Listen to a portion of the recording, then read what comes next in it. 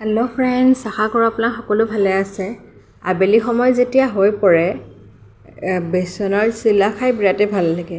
আপোনালোকে tiffin box নহ'লে ব্ৰেকফাষ্টতো খাব পাৰে। এয়া অকণমান পাতলাকৈ গুলি ল'লোঁ, বেচন, নিমখ, কষ্টুৰি মেথি আৰু অকণমান পিঁয়াজ কাটি ল'লোঁ। এতিয়া মিঠাতেলত গোটেইখিনি এনেকৈ দি দিম। আপোনালোকে সৰু চাইজৰো বনাব পাৰে, মই মিডিয়াম টু স্মল চাইজ বনাইছোঁ। এতিয়া ফ্লিপ কৰি দিলেই ৰেডিয়ে হৈ যাব। অকণমান ঢাকন মাৰি দিব লাগে আচলতে, তেতিয়া তাৰমানে সোনকালে হয়।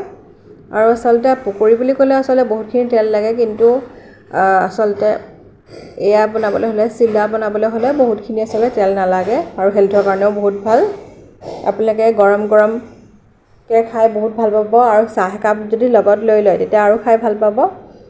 বিশেষকৈ কেচাপ নহ'লে চাটনিৰ লগত খাই যে বিৰাটেই মজা লাগে। আপোনালোকে এনেকৈ বনাই খায়নে কমেণ্ট ছেকশ্যনত জনাবচোন।